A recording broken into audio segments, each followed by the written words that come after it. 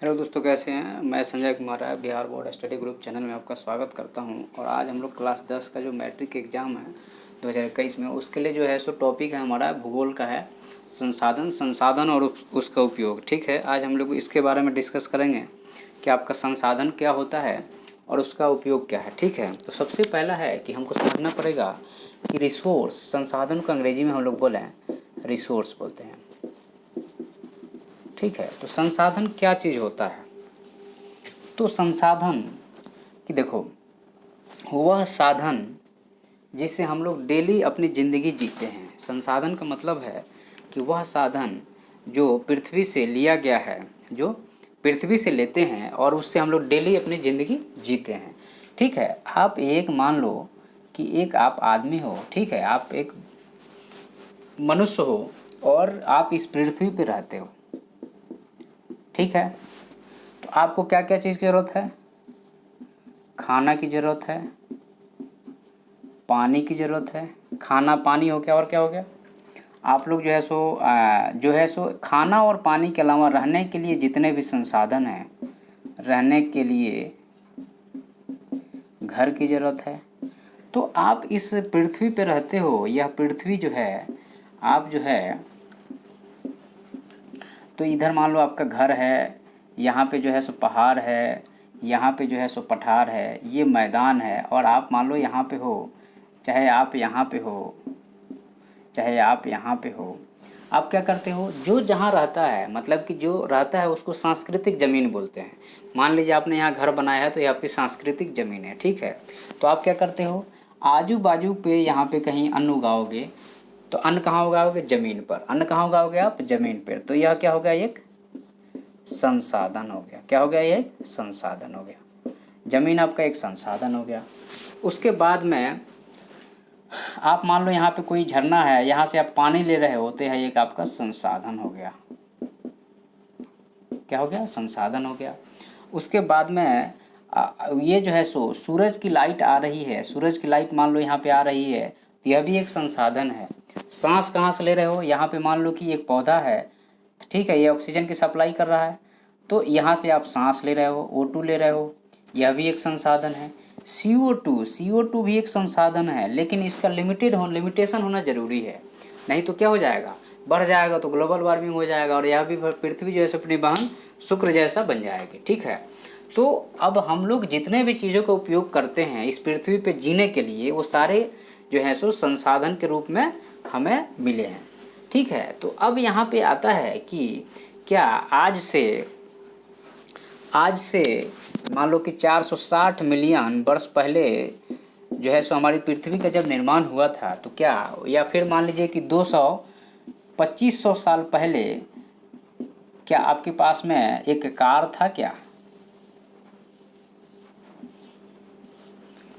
यहाँ पे मान लीजिए कि 2500 साल पहले आप जिस कार में आज चलते हो वो सब था क्या, तो नहीं था।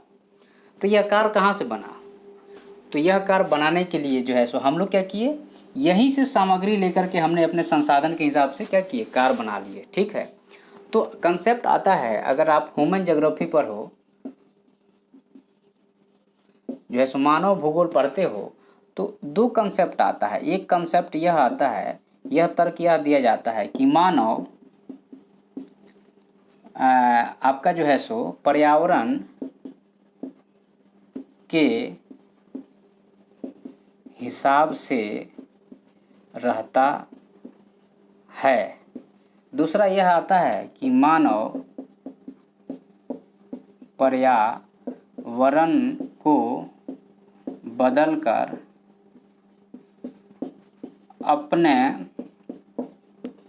हिसाब से रहता है। ये दो स्टेटमेंट है, मानव पर्यावरण के हिसाब से रहता है और मानव पर्यावरण को बदल को अपने हिसाब से रहता है। तो यह 2500 साल पहले यह चीज़ लागू होती थी। आपके पास AC है, कार है, फ्रिज है, तो आप क्या किए हो, अब चीज़ों को अपने हिसाब से आप बदल लिए हो।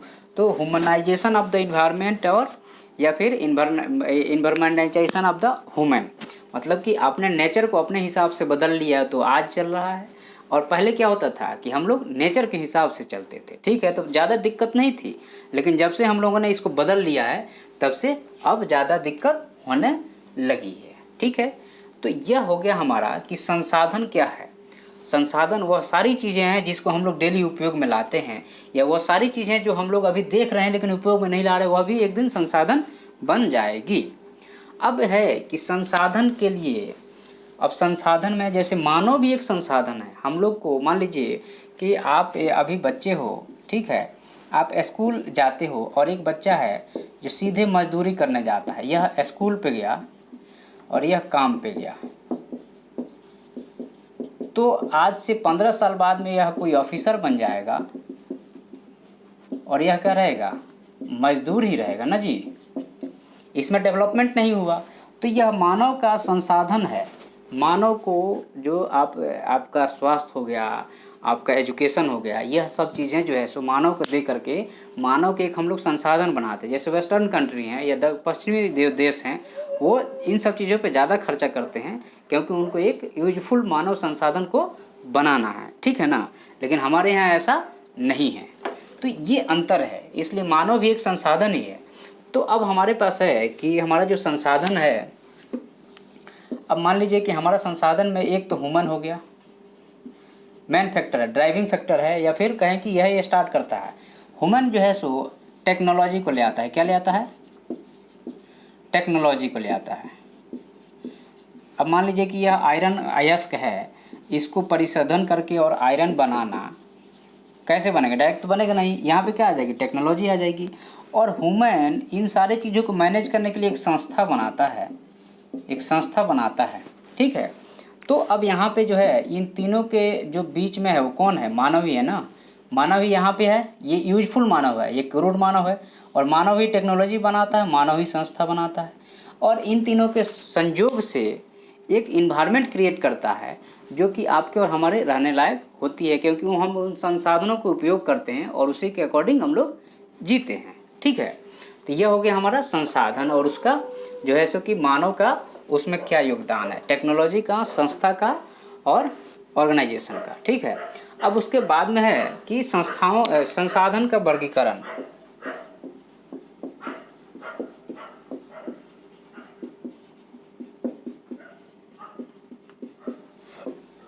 संसाधन का वर्गीकरण, तो संसाधन का वर्गीकरण की अगर हम बात करते हैं, ठीक है, तो देखो संसाधन के वर्गीकरण बहुत तरह से होता है, ठीक है। तो सबसे पहला जो बेसिक वर्गीकरण होता है कि आपका जैसे आपका जो है सो जैविक, और दूसरा है अजैविक। जैसे आपका आयरन है, मैग्नीज है, कोल है, पेट्रोलियम है, ठीक है, लोहा है, मैग्नीज है, कोयला है, पेट्रोलियम है, यह अजैविक है, ये पहले से बने हुए हैं, निर्जीव हैं। जैविक का मतलब जैसे हम लोग ह्यूमन हैं, आदमी क्या है? एक जैविक संसाधन है ना। ह्यूमन हो गया, ह्यूमन के बाद क्या हो गया?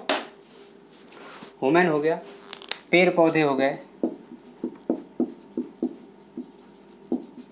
पेड़ पौधे हो गया, जीव जंतु हो गया,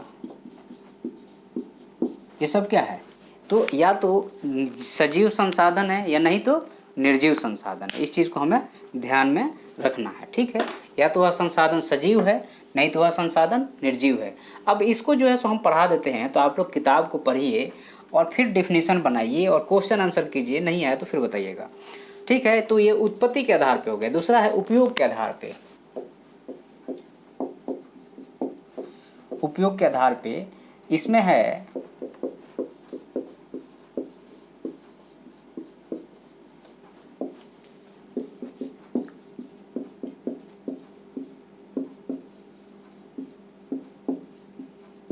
नवीनीकरणीय और अनवीनीकरणीय, ठीक है।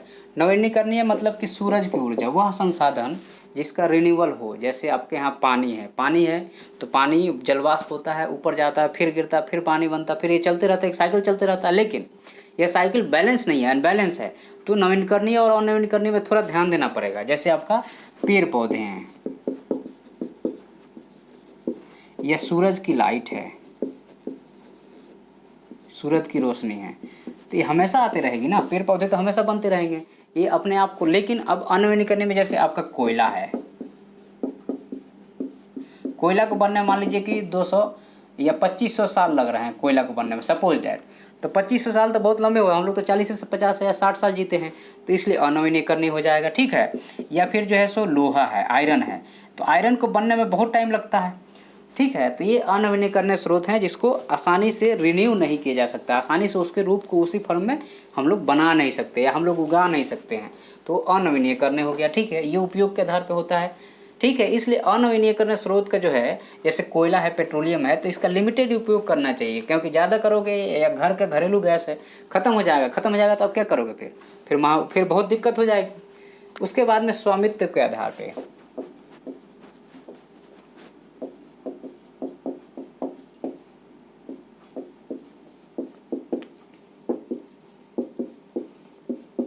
तो स्वामित्व के आधार पे अगर हम देखते हैं तो एक होता है पर्सनल या फिर व्यक्तिगत।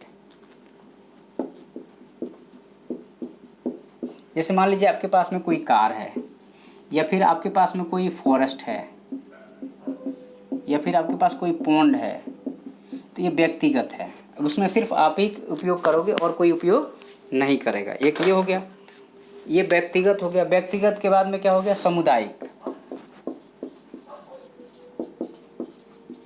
सामुदायिक जैसे स्कूल है, क्या है, स्कूल है, चाहे रेल है, ये सामुदायिक है ना, सबका है ना। या फिर जो है सो कोई लैंड है जिसमें जो है सो फॉरेस्ट लैंड है, कम्युनिटी लैंड है, सामुदायिक है, ठीक है। तो ये सामुदायिक हो गया। सामुदायिक के बाद में क्या है फिर, राष्ट्रीय। राष्ट्रीय में जैसे कोल का ब्लॉक है, कोई कोल का खदान है, या फिर कोई गैस का खदान है जिस पे देश का हक है। या फिर अंतर्राष्ट्रीय,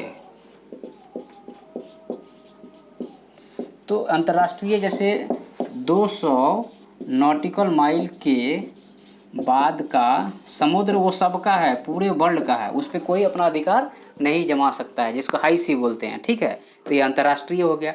या फिर ओजोन मंडल है, वो सबका है। आपका चंद्रमा है, वो सबका है, ठीक है ना। अगर चंद्रमा का भविष्य में वहाँ सोना मिलने लगा और सभी लोग ले आएंगे तो वो सबका है, उस पर किसी का अपना अधिकार नहीं है। स्पेस है, यह एक संसाधन है, ये सबका है।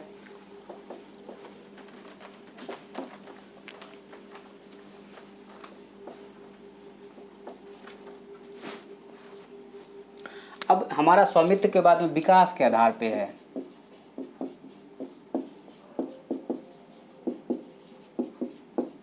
विकास के आधार पे एक है संभाव्य।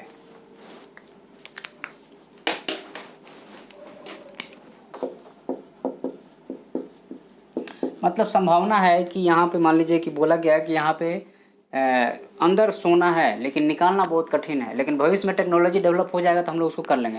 तो यह क्या है, संभाव्य है। दूसरा है विकसित। रानीगंज में कोयला निकलता है, या झारखंड में जो है सो मान लो कि आपका जो है सो यूरेनियम निकलता है या कोयला निकलता है, तो हम लोग उसका यूज कर रहे हैं, तो वह क्या हो गया, विकसित हो गया, ठीक है ना। उसके बाद में जो है सो भंडार, कि कहीं पे मान लीजिए कि कोयला का भंडार है, मतलब कि इसमें जो है 460 टन या 4000 टन कोयला है, तो उसका भंडार हमको पता है उसके बारे में, ठीक है ना। उसके बाद में जो है सो आपका संसाधन का नियोजन।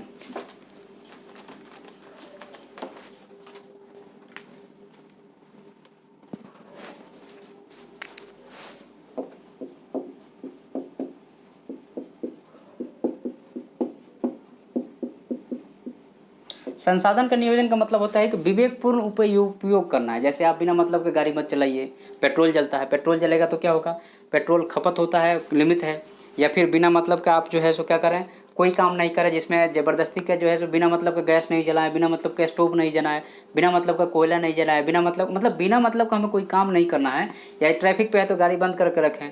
इस तरह से विवेकपूर्ण उपयोग करना है, क्योंकि हमारे पास उसकी लिमिटेड संसाधन है और हमारे आने वाली पीढ़ी अगर उनको ये संसाधन का उपयोग करना नहीं मिला तो हमको गाली देंगी, या फिर हमारे आने वाली पीढ़ी रहेगी नहीं, क्योंकि संसाधन नहीं रहेगा तो पीढ़ी कहाँ से रहेगी। इसलिए जो है सो इसको समझ बूझ के उपयोग करना है, ठीक है ना। तो यह उसका संसाधन का नियोजन हो गया। अब भारत में नियोजन की बात होती है, तो भारत में नियोजन के लिए अभी आपको देखो कि सोलर पावर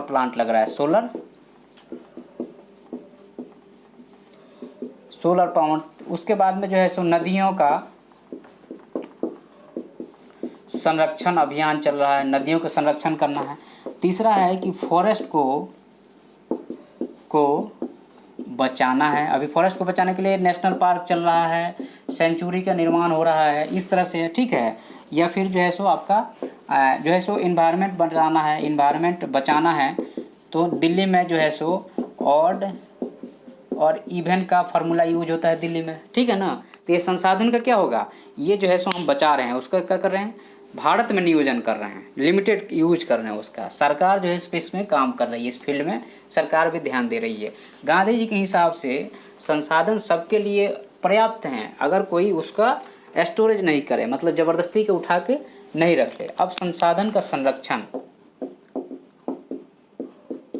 अब मान लीजिए कि संरक्षण में क्या होता है कि मान लीजिए कि मिट्टी है, मिट्टी भी एक संसाधन है, ठीक है, या मानव है, मानव भी एक संसाधन है, या फिर कोयला है, या फिर एक पेट्रोलियम है, ठीक है।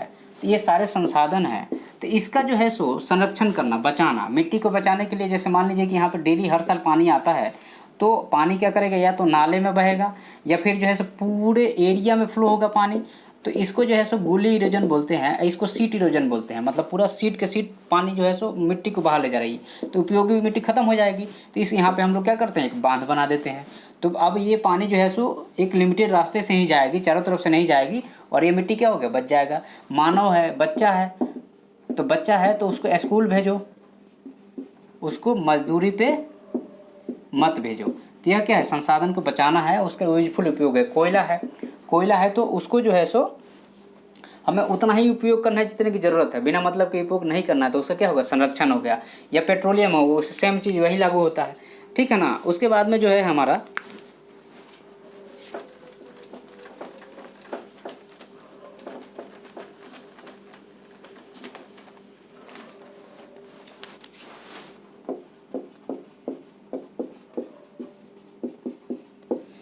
सतत विकास का मतलब यह होता है कि हमको संसाधन का ऐसा उपयोग करना है कि हमारा डेवलपमेंट भी होता चले और वह रिसोर्स भी जो है वह सुरक्षित रहे।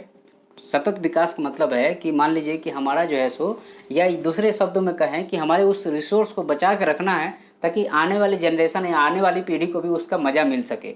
यह सतत विकास है कि विकास को भी नहीं रोकना है और संसाधन को क्षय होने से भी बचाना है। मतलब संरक्षण भी करना है और क्या करना है, संसाधन का संरक्षण भी करना है और संसाधन का उपयोग भी करना है।